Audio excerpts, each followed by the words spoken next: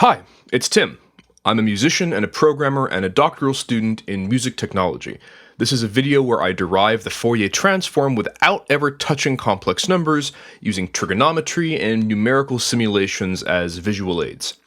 I'm doing this because no current video out there on the Fourier Transform really gets me. Not even the really good ones. I work with the Fourier Transform as a programmer in the context of analyzing musical audio, and the mental roadmaps I've developed to guide me through that are not really reflected in most of the explanations out there. I suppose it might be because the majority are for electrical engineers, and I am definitely not that.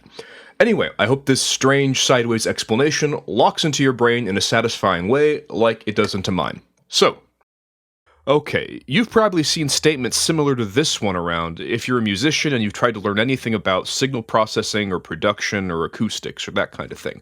But I really want to get down to the meat of it, so let's look at a sound. Hold on, I need to make a sound. 1 second. There's probably a better way to do this.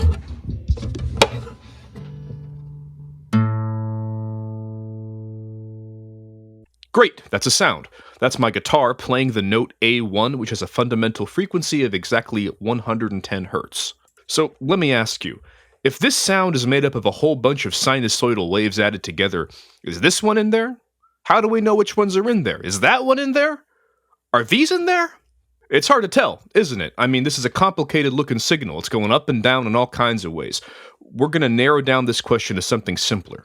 Given a complex musical signal, like the one made by my guitar here, and a sinusoidal wave of some frequency theta, is this wave a component of our original signal? And if so, what's its amplitude? How much of it is in there? The rest of this video will be spent describing how to build a mathematical machine to answer this question, based around the mechanism of the inner product, which is a mathematical tool that we can use to tell when two functions are similar to one another. So let me introduce you. The inner product is an operation that takes in two functions and spits out a single number. For the moment, we're going to assume that these functions are only defined in a finite interval because I don't really want to talk about infinities quite yet. So we got our two functions f and g, and the inner product between them looks like this. We denote the inner product with these little angle brackets over here.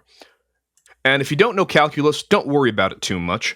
The little squiggly thing and the dt over there mean that you're supposed to take the area under the curve between them.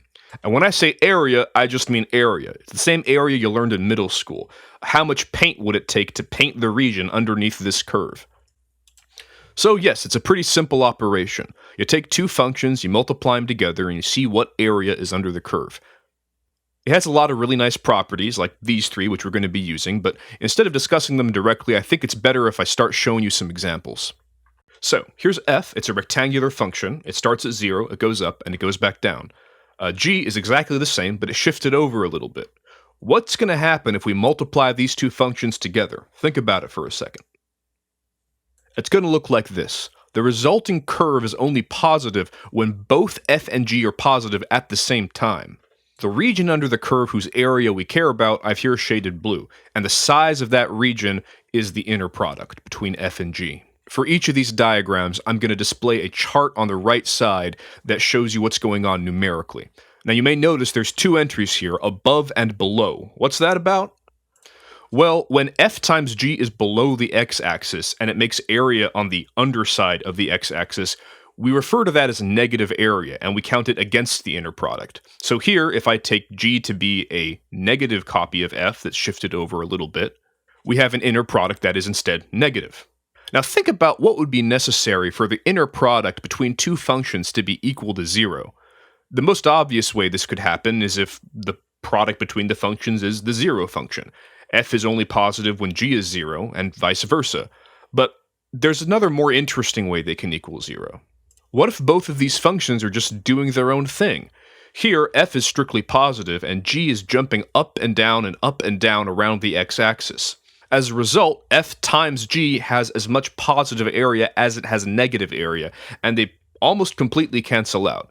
It's not perfect, but I'm a programmer, not a mathematician. This is close enough to 0 for me. The intuition I'm trying to get to here is that when two functions are doing their own thing, the inner product is likely going to be pretty low.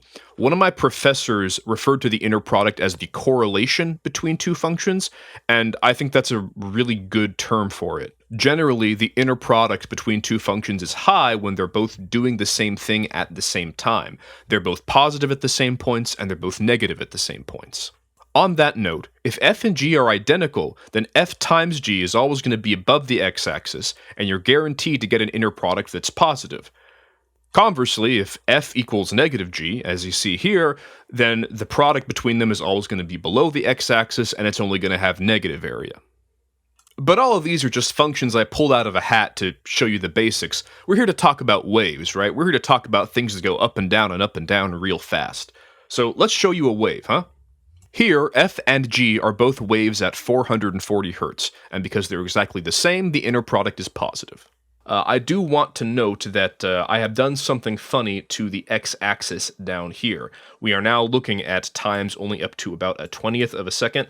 There's a good reason for that. If I showed you even just a quarter second, it would look like this, and that's not real fun to look at. I wanted to use examples that use frequency values that actually show up in music, and human ears tend to hear things really well when they're vibrating many hundreds of times per second. Okay, this example's pretty trivial, but more interesting things happen when you multiply together waves that don't have the same frequency.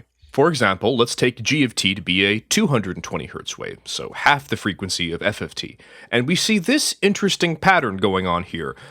Because g of t has cycles that are half as fast as f of t, it goes through periods where it has the same sign of f of t, and then immediately after a period where it has the opposite sign of f of t. As a result, there's an equal amount of blue area and red area in this graph, so the inner product between f and g is 0. There you go.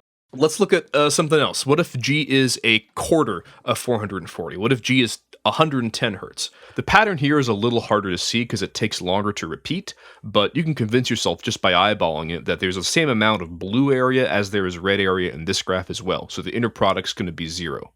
But what happens if f and g are two waves with frequencies that are not so easily related, so they don't have a clean pattern that they make when you multiply them together? Well, in this case, even though there's no clear pattern, you can see we still get an inner product that's basically 0.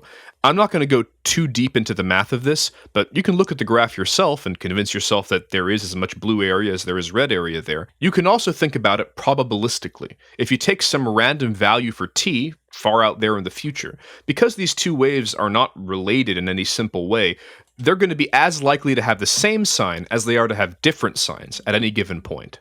And so yeah, you get an inner product of 0 whenever these two waves have different frequencies at all. Even if the waves are really close together in frequency, like here, eventually they're going to get out of phase with one another and the product is going to start having negative area, although you have to zoom out the x-axis to really see it in this case.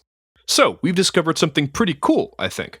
Whenever you take two sine waves and you take their inner product, that inner product is greater than 0 if and only if the frequencies are identical. Close together, far apart, related, doesn't matter. They have to be identical. But we want to talk about mixtures of waves, sums of waves, picking a single sine wave out of that guitar sound from before. Here I'm going to introduce you to a very useful property of the inner product. It distributes over addition. Say I got two functions, h and f. If I add them together and take the inner product of that sum with our function g, that's the same as if I'd taken the inner product with each of our original functions and g independently and then added them together. You can prove this to yourself algebraically using a little bit of calculus. It's not that difficult. Here's the proof if you like to peruse it on your own time. But I think it's a lot clearer for me to just show you, right? Here's an example. F of t here is a 440 Hz wave plus a 220 Hz wave, and we are kind of probing that combination with a 440 Hz wave by multiplying it in. And what we see in the product of these two functions is a whole lot of positive area and not a lot of negative area. Now, here's what's going on mathematically, right? We have two sine waves added together, and we're taking the inner product between that sum and a single sine wave. Now, because of the distributive property, we can split that up. Here we have two inner products, one inner product for the first component of f, and another inner product for the second component of f. Now, we've already shown that whenever two waves have different frequencies, their inner product is going to be 0, so we can just cancel out this term entirely. The other inner product here is between two waves with identical frequencies, and so it's always going to be positive. We have extracted that wave from the signal, if you like. Great! We can do this with as many sine waves as we want. Here, f of t is 3 sine waves that have been added together, and g of t is again 440 Hz. And multiplying them together, we see again a lot of blue on that graph. We see a lot of positive area. We can think of this blue area that we see here as the sum of 3 inner products. 2 of those inner products, between g of t and 220 Hz and g of t and 179 Hz, 2 of those inner products just kind of sum to 0 in the end.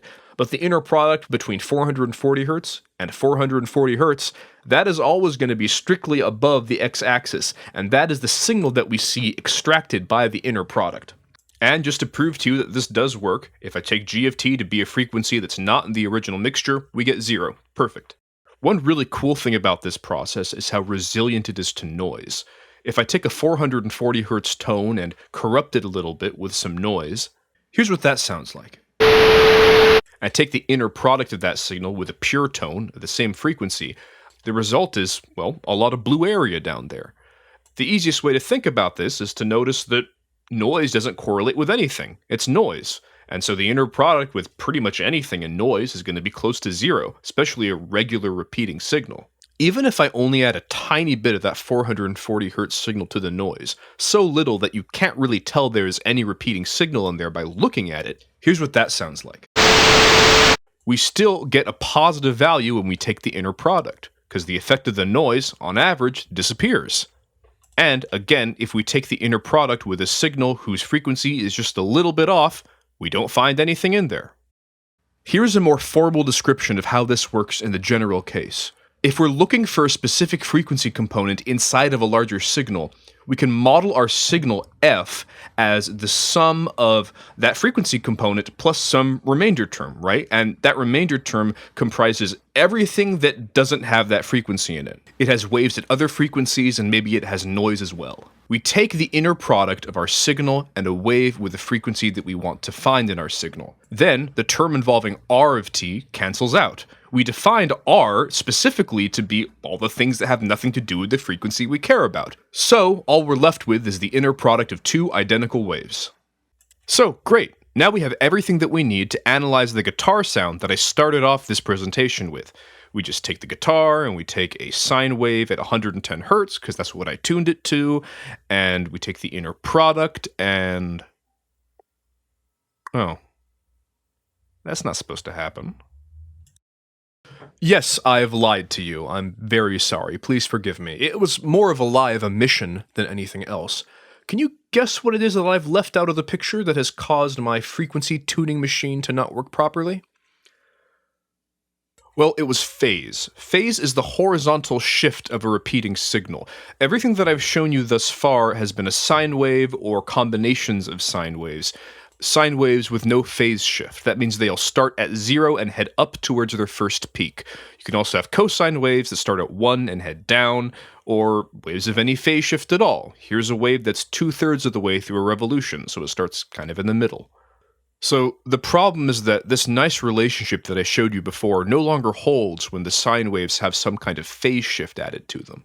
If 2 sine waves have different frequencies, they'll still have an inner product of 0, but if they have the same frequency, we have no guarantee whatsoever as to what the inner product between them will be. Here is exactly what that failure case looks like.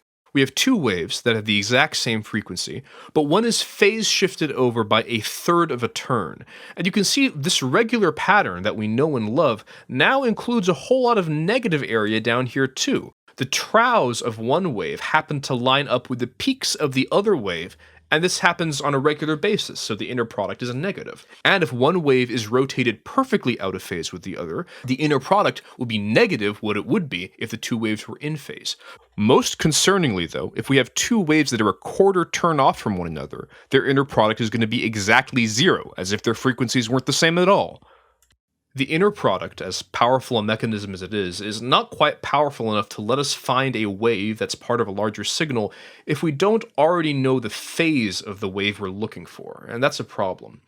The trick we're going to use to get around this is to represent the sine wave we're looking for, which is a phase we don't know, as the sum of 2 waves whose phases we do know, and to find those 2 waves instead. And you might think this is a little off the wall, huh? I mean, how do you even know, first of all, that we can represent the sine wave we're looking for as a sum of two waves whose phases we do know. This is actually always true. If you add together two waves that have the same frequency but different phase shifts and amplitudes, you'll always get another wave with the same frequency and a different phase shift and amplitude. The special case of this that we're going to use is called the harmonic addition theorem. It's definitely one of the lesser known trigonometric identities. What this theorem tells us is that for any sine wave with arbitrary amplitude and phase shift, we can represent it as a sum of a sine wave and a cosine wave, both of which have no phase shift. This formula tells us how the coefficients of those sine and cosine wave, A and B, are related to the amplitude and phase of the wave we're summing them together to get. If you would like a fun exercise to do at home, try proving this formula from the sum of angles formula, which is the most straightforward way to do it. It's a little tricky, but if you know exactly what result you're trying to get to, you can manage it. The other secret weapon that we're going to use is that the inner product of a sine wave and a cosine wave of the same frequency is always zero. This is a property we call orthogonality. We say that two functions are orthogonal if their inner products are zero. Now, if you're not totally convinced by this, take a look back at this slide I showed you earlier. Here, f and g are a sine wave and a cosine wave. They're a quarter turn apart, and because of this, they spend exactly as much time having the same sign as each other as they do having the opposite sign as each other, and you can double check that visually for yourself here. Here, I'm going to work through the math necessary to develop our frequency-finding inner product machine into something that can find two waves, a sine wave and a cosine wave, that sum to the wave we're interested in via the harmonic addition theorem. So just as previously, we model our signal f as the sum of a sine wave, with a frequency we're interested in, and some remainder term, which includes all the frequency components of the signal that we're not interested in, and it also includes noise. However, this time we also include a phase shift component that we add to the sine function. Remember, we don't know what this phase shift is. So let's take the inner product between f and g. I'm going to leave g as just g of t for now to make it look cleaner. Now, using the harmonic addition theorem, we split up this sine function into a sine and cosine function, both with a no phase shift. Note that we don't know what a and b are at this stage because we don't know what the phase shift was, but we know that there must exist some a and b such that this step is valid. So here, the next obvious thing to do is to use the distributive property of the inner product to split this expression into three simpler expressions. We got the inner product between a sine theta t and g of t, the inner product between b cosine theta t and g of t, and the inner product between r of t and g of t. So now it's time to assign a value to g of t. Let's call it g1 of t, and let's set it equal to sine of theta t. Now, what does it look like when we plug that into this formula? That looks kind of complicated, but we're going to whittle this down step by step. Let's start with the thing at the very end there, r of t inner product with sine theta t. This is equal to 0, because remember, r is composed of frequency components that are not the frequency we're interested in, so the inner product with those is going to be 0, and it also might have some noise in it, which also has an inner product of 0 with any repeating sinusoid. Now look at this next term over, b cosine theta t inner product sine theta t. This is also equal to 0 because of our second secret weapon I mentioned a while back. Cosine and sine are orthogonal. Their inner product together is always 0. And that b doesn't really matter because we could just take it out and then it would be b times 0. So that disappears. So what we're left with is just this single inner product. We can take the a out of there, and now I'm going to do something a little bit strange, and I'm going to propose to you that this inner product is roughly equal to a. Okay, I should justify that. I'm not going to spend too much time explaining this. I've left a little math here on the screen if you want to follow that. But the bottom line is that this inner product of sine theta t times sine theta t is equal to the blue area. And the blue area is very, very close. In fact, it approaches, in the limit, it approaches just L over 2, where L is the length of our original signal. I don't really want to deal with L. I want this to be true no matter what L is, so the easiest thing to do is to ignore L. And if I say that L over 2 is equal to 1, then I'm implicitly scaling up the value of A by L over 2. So we're getting a value for A that's higher than it should be But B, the other number we're looking for, is going to be scaled up by the exact same amount. It's going to be scaled up by L over 2, and it's not going to matter in the end. So trust me on that. You can work through the math yourself without using this approximation if you like. You'll end up with a slightly different answer, but the general principles are the same. Okay. So given that approximation, if you're bearing with me, we have that the inner product between our signal and sine of theta t is equal to A. And if we use cosine instead, then by a completely symmetric argument, we get an expression for the value of B. Because in this case, the A sine theta t term gets eliminated in the inner product because of the orthogonality of sine and cosine. So now we have explicit expressions that tell us how to find these numbers A and B by taking the inner product of our signal with a sine wave and a cosine wave respectively. And plugging A and B into the harmonic addition theorem gives us the magnitude and the phase shift of the frequency component we wanted to find in the first place. Now, let's sum up how far we've come, because I just did a lot of math. Our first method involved taking the inner product between our input signal and a wave of a frequency we were interested in. And this succeeds only when the wave we're using to take the inner product has the exact same phase as it appears in our input signal. Otherwise, it fails, and we have no guarantee as to what result we're going to get. This new method that I've just outlined takes two inner products. It takes the inner product between our input signal and a sine wave, and between our input signal and a cosine wave. This gives us two numbers, A and B, which we can plug into the harmonic addition theorem to reconstruct the amplitude and phase of the frequency component in the original signal that we were trying to find all along. And this works no matter what the phase shift is of that frequency component. And now we're ready to put it together and see some more examples using this new method. So, welcome back to the diagrams. I made a couple of changes here and there. The first three plots are the ones that you're already familiar with. The top one is the input signal. The middle one is some g1 of t. It's always going to be a sine wave. And the third one is the product of f and g. But I've named it g1 because now there's two more plots. G2 is always going to be a cosine wave, and the last plot is always going to be our input signal times G2. So we've got an input signal times a cosine wave, an input signal times a sine wave. And I've updated the statistics on the right accordingly. We have now got two inner products listed there, as well as amplitude and phase from left to right. These are derived from the harmonic addition theorem. And just to reiterate, this inner product between f and g1 is the A from before, and the inner product between f and g2 is the B from before. Now, what if we change the phase of our input signal to be something a little different than 0, say 2/3 of the way through a full turn? Well, now you can see the graphs look totally different, but the amplitude is the same. We found different values for A and B, but A and B lets us find two waves that sum to a wave with the same amplitude and a different phase shift. And just as before, if we put in a frequency for G1 and G2 that is not present in the original signal, then all the inner products come up 0. And putting 0 into the harmonic addition theorem gives you a wave with amplitude 0.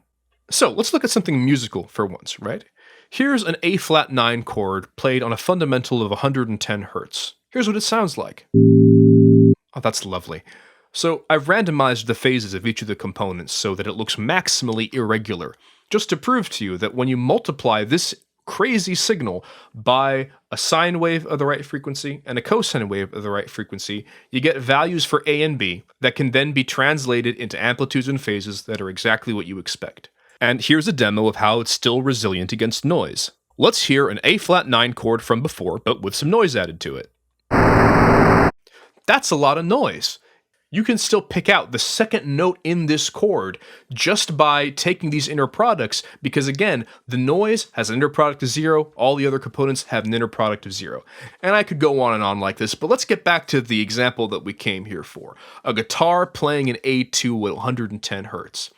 If we take the inner product of this guitar tone with a sine wave and a cosine wave at 110 Hertz, one of them works out to having very small inner product. The cosine wave works out to having a negative inner product. It's not a super high positive amplitude because a guitar has a lot of harmonics, so there's not that much energy in the fundamental frequency. But just for comparison, if I take 100 Hertz and plug that in, I again get a very, very small value for the amplitude. And if like 220 hertz, I get a slightly higher value for the amplitude. That's an octave up. And this is kind of a pain, isn't it? You know, I'm showing you individual charts for each frequency. What if I could just show you like what the amplitude is or what the values for A and B are for every single frequency? That would be a lot easier to show you, wouldn't it? So let's take a plot of the guitar note up here, and then down here we'll have the frequency on the x-axis, and we'll take the inner product of a sine wave and this guitar signal at a whole bunch of different frequencies and plot the results. Right? So here I have a function, I'm going to call it f hat 1 of theta. And this is just the value A from before, right? It's the inner product of a sine wave with our signal, with sine waves of a whole bunch of different frequencies. And so that looks like that. And we're going to do the same thing for a function, let's call it f hat 2 of theta. That's going to be the inner product of our signal and a cosine wave of different frequencies, and that looks like that. And that's the Fourier transform. That's it. I got all the way there. This thing I just showed you is the Fourier transform. That graph is the Fourier transform. It's all there. It's all there. Trust me. It's all okay. I should explain myself. I gotta explain myself. There's no way you believe me yet. Okay, come on. So on the last slide, I introduced two functions. This first function, f hat 1 of theta, is taking the inner product of our input signal, f of t, with a sine wave of frequency theta. The next function is the exact same thing, but with cosine instead of sine. If we were to write out these inner products as their integral forms, we would get these two functions. And these have names. They're called the sine and cosine transforms. I will let you work out which one is which. And the cool thing about these transforms is that this handsome fellow, Joseph Fourier himself, worked out the Fourier transform first using these forms.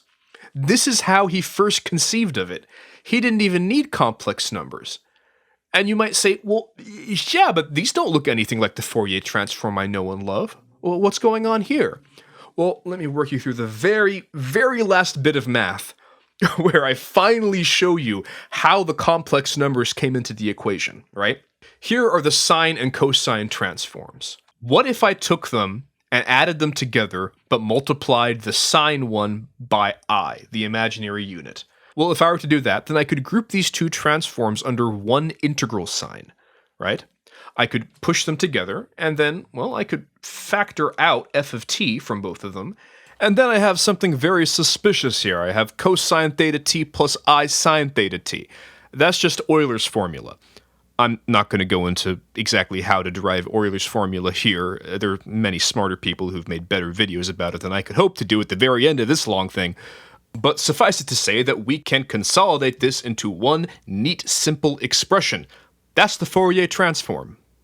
The Fourier transform of a signal is just the sine transform of the signal times I plus the cosine transform of that signal. Put another way, what I've derived through this video are two separate expressions to give you the imaginary part of the Fourier transform and the real part of the Fourier transform. So yeah, here's the unscripted outro.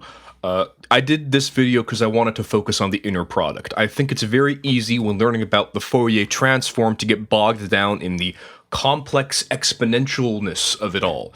And that's not really the core of it, is it? That's not really the thing that makes these transforms cool, because you don't need a complex exponential. There's a huge family that you might not have heard of Fourier-related transforms, things that work on very similar principle. A lot of them involve complex numbers, but some of them don't involve any complex numbers at all. Some of them just involve families of real functions where every function in that family is orthogonal to one another in the same way that sine and cosine are orthogonal to each other. And that is the key aspect that means you can make a Fourier transform using the inner product and some functions that you multiply into a signal. That's what I hope to communicate. I hope I did it decently. Especially because I have no more time to spend on this video because I have procrastinated on my dissertation for a very long time to make this. I should get back to that. Thank you for watching this. I have a lot to do. Okay, goodbye. Follow me on social media. Is that what you're supposed to say? I don't know. Okay, bye.